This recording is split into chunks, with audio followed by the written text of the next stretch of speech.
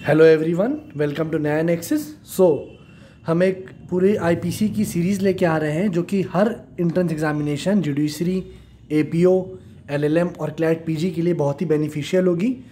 और साथ में ही आपको हम एक पैकेज पूरा प्रोवाइड कर रहे हैं जिसकी पूरी डिटेल्स मैंने डिस्क्रिप्शन बॉक्स में डाल दी है, जिसमें आपको पूरा comprehensive note of Indian Penal Code मिलेगा। उसके साथ साथ आपको प्रैक्टिस करने के लिए सब्जेक्टिव एंड ऑब्जेक्टिव क्वेश्चंस, उसके साथ ही आपको फ्री ई बुक मिलेगी जो कि पिल्लई की होगी और दूसरी ई बुक होगी रतन लाल एंड धीरज लाल की। ओके, सो अगर आपको इस फैसिलिटी को अवेल करना है तो kindly mail S eight ipcstudymaterial@gmail.com। बाकी मैंने पूरी डिटेल डिस्क्रिप्शन बॉक्स में डाल दी है।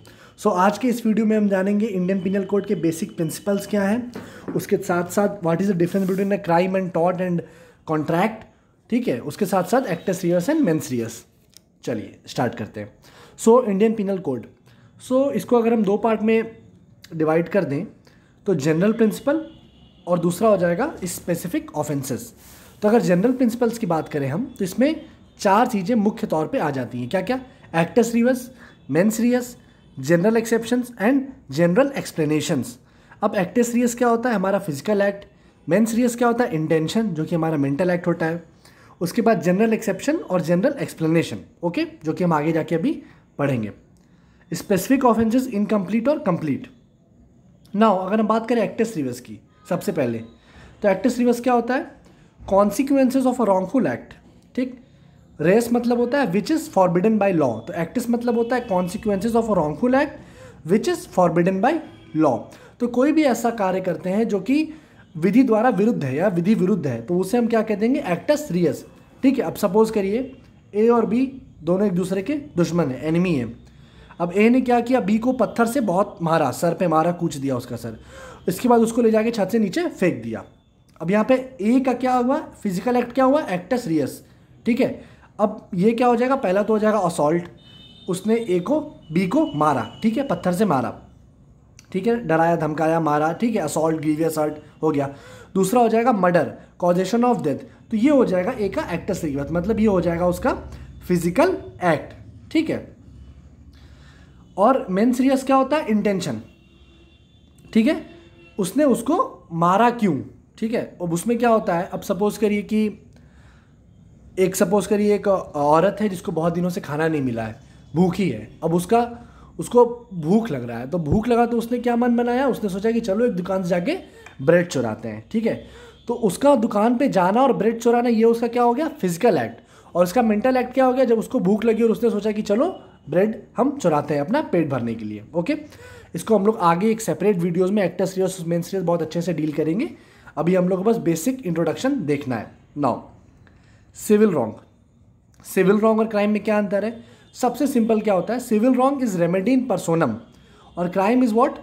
Right in rem. अब इसको सिंपल भाषा में हम समझते हैं। सिविल रॉन्ग क्या हो गया? सपोज करिए ब्रीच ऑफ कॉन्ट्रैक्ट हो गया, कहीं पे ट्रेसपास हो गया, आपने लॉ ऑफ टॉर्ट में पढ़ा होगा। तो इस तरह की चीज़ें होती है सिविल रॉन्ग। इसमें जो रेमेडी मिलती है वो किसको मिलती है? मान लीजिए मेरा एक घर है, किसी दूसरे आदमी ने उसमें ट्रेसपास कर दिया, तो अब उसने ट्रेसपास किया, हाँ, क्रिमिनल ट्रेसपास नहीं होना चाहिए, ठीक है, क्योंकि उसका इंटेंशन नहीं होना चाहिए, पर उसने रॉन्ग कमिट कर दिया, उसने मेरी राइट इन्फ्रिंज कर दी ट्रेसपास करके, ठीक है, सिविल ट्रेसपास। तो यहाँ पे क्या होगा? यहाँ पे जो रेमेडी मिलेगी, मुझे कंपनसेशन दिया जाएगा कोर्ट के द्वारा, तो वो हो जाएगा सिंपल सिविल रॉन्ग। जहाँ पे कंपनसेशन उसको मिलता है जिसकी राइट इन्फ्रिंज हुई हो, तो वो हो जाता है सिविल रॉन्ग, सिंपल। और क्राइम होता है, मतलब सबसे simple, crime is what? Which is against the society, which is against the societal interest. और यहाँ पे जो रेमेडी होती है, यहाँ पे रेमेडी नहीं मिलती, यहाँ पे पनिशमेंट मिलता है रॉन्ग डूअर को। अब हमने ऊपर कौन सा ट्रेसपास किया? Civil trespass. अब अगर क्रिमिनल ट्रेसपास देखें, ठीक है, कोई किसी इंटेंशन से, किसी नीयत से किसी घर में घुसता है और ये सोचता है कि चलो इसके यहाँ अब हम चोरी कर ले, इसको इंसल्ट पहुँचा दे, इसको एनॉय कर दे, इंटिमिडेट कर दे, तो वो क्या हो जाएगा? वो हो जाएगा हमारा क्रिमिनल ट्रेसपास। और यहाँ पे क्या हो जाएगा उससे? यहाँ पे जिसने ऐसा किया है, विधि विरुद्ध कार्य किया है, जिसने एक्ट किया है विच इज़ प्रोहिबिटेड बाय लॉ, उसको सजा मिलेगी, उसको पनिशमेंट मिलेगा। तो ये हो गया डिफरेंस सिविल रॉन्ग और क्राइम में, ठीक है। नाउ अब ये पढ़ लीजिए आप definition.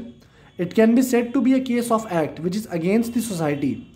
A mere payment of damages or any other individual remedy that is a remedy in personam would not be sufficient and therefore the state as representing the society at large prosecutes the individual wrong doer. Okay, जो मैंने अभी आपको पूरा समझाया। चलिए अब देखते हैं क्राइम एंड मोरालिटी। अब इसमें दो चीज़ें हैं, क्या, मैला इन से एंड मैला प्रोहिबिटा। अब सर्वप्रथम मैला इन से क्या होता है, something which is prohibited by the moral standard of the society.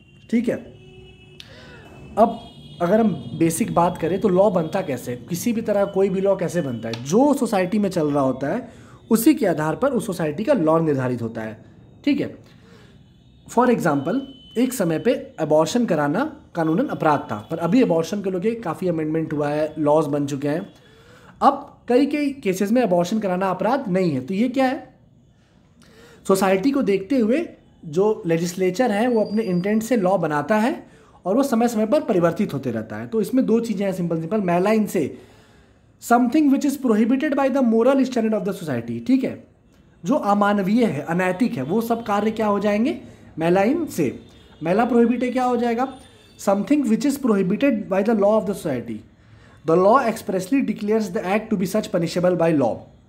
अब लॉ ऑफ द सोसाइटी मतलब अब जैसे इंडियन पिनल कोड है, इंडियन पिनल कोड कई ऑफेंस प्रोहिबिट किया है, जैसे बलात्कार हो गया, रेप हो गया 375, ठीक है, या किसी को ग्रीवियस हर्ट हमने पहुंचा दिया, मुक्का मार दिया खूब कस के मुंह पे, बहुत सारा मुक्का मार दिया, पत्थर से सर कूच दिया, ये ग्रीवियस हर्ट में आ जाएगा।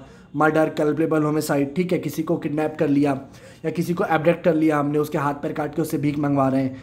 सो इस तरह की चीज़ें जो हैं वो प्रोहिबिटेड बाय लॉ हैं, तो ये हो जाएगा मैला प्रोहिबिटा। अब मैला in se and mala prohibita do not totally overlap with each other, that is whatever is immoral may not be prohibited by law and whatever is prohibited by law may not be immoral in all cases. अब देखिए simple समझते हैं, whatever is immoral may not be prohibited by law. जरूरी नहीं हर वो चीज़ अनैतिक या मानवीय है वो विधि विरुद्ध हो या विधि के द्वारा प्रोहिबिटेड हो। सपोज करिए एग्जांपल के लिए मेरी एक दुकान है, मिठाई की दुकान है, बहुत अच्छी चल रही है, बगल में एक दूसरे आदमी ने दुकान खोल दी ये सोच के, उसकी नीयत ये है कि चलो हम फला आदमी का इसका नुकसान कराएंगे। अब उसकी नीयत तो नुकसान कराने की, कितनी गंदी नीयत है, पर यहाँ पे उसने कोई भी विधि विरुद्ध कार्य नहीं किया है। ठीक है, कोई भी ऐसा एक्ट नहीं किया है विच इज़ प्रोहिबिटेड बाय लॉ, तो यहाँ पे उसने कोई भी क्राइम कमिट नहीं किया है, कोई भी रॉन्गफुल एक्ट कमिट नहीं किया है। अब नाउ दूसरा पॉइंट क्या है, what ever is prohibited by law may not B moral in all cases. अब सपोज करिए आपने देखा कि कोई व्यक्ति है, किसी छोटी बच्ची का बलात्कार कर दिया, आपको बहुत तेज गुस्सा आया, आपने जाके उसका मर्डर कर दिया। अब आपने एक बहुत ही नीच और एक बहुत ही गए गुजरे आदमी को मारा है, उसका खून किया है, पर यह क्या है, आपने उसका मर्डर कमिट किया है। उसको सजा देने का अधिकार किसको है, कानून के पास है, जज के पास है, जुडिशरी के पास है, सिस्टम के पास है, आपके पास नहीं है, आप उसे सजा नहीं दे सकते।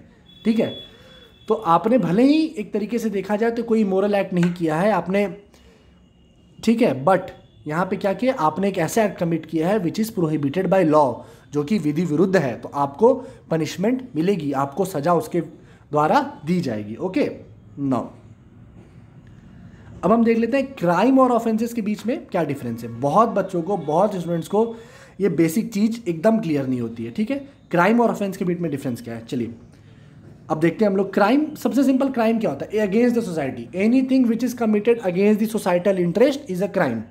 ठीक, समाज के विरुद्ध कोई भी कार्य अगर करते हैं जी, समाज को नुकसान हो किसी प्रकार का, तो वो हो जाता है क्राइम। अब देखा जाए तो दो तरह के क्राइम है, लीगल क्राइम और सोशल और मोरल क्राइम। अब लीगल क्राइम क्या, मैला प्रोहिबिटा मैंने आपको बताया which is punishment by law, जिसमें विधि द्वारा पनिशमेंट दिया जाता है। दूसरा मैला इन से, ठीक है, विच इज़ नॉट पनिशेबल, जैसे सोशल और मोरल क्राइम। ठीक है, जो मैंने आपको एग्जांपल दिया वो मिठाई की दुकान वाला। अब मैला प्रोहिबिटा में हम क्या देखते हैं लीगल क्राइम में, तो आईपीसी में सेक्शन 40 में क्या डिफाइन है, ऑफेंस, मतलब anything which is made punishable by this code is an offence. Simple, anything which is made punishable by this code is an offence. और other statutory offence section 2H CPC में define है। ठीक है, तो अगर हम simple IPC की भाषा में पकड़ें तो आईपीसी के इंडियन पिनल कोड में जो भी एक्ट पनिशेबल बाय लॉ है हम उसे ही ऑफेंस मानेंगे। ठीक है, उसके बाद जो स्टैट्यूटरी ऑफेंस है अलग, वो सेक्शन 2H ऑफ सीपीसी में डिफाइन है। तो अब ऑफेंस, अब ये देखिए सर्कल देखिए इधर राइट साइड वाला, ठीक है, जहाँ पे ऑफेंस और क्राइम है। तो ऑफेंस, जितने भी ऑफेंस है वो सब क्राइम है, पर सब क्राइम ऑफेंस नहीं है, ठीक है, क्योंकि ऑफेंस कहाँ डिफाइंड है, सेक्शन 40 आईपीसी में, anything which is made punishable by this code, ठीक है। तो ये जो छोटा गोला है आपको, ये देख रहे हैं आप, तो कोई भी ऐसा एक्ट जो कि पनिशेबल बाय आईपीसी है वो ऑफेंस हो जाएगा। और क्राइम क्या है, any act which is against society. Crime क्या हो जाएगा, कोई भी एक्ट, सपोज करिए कुछ भी ब्रीच ऑफ कॉन्ट्रैक्ट हो गया, ठीक है, ये भी तो एक तरह से अगेंस्ट द सोसाइटी है।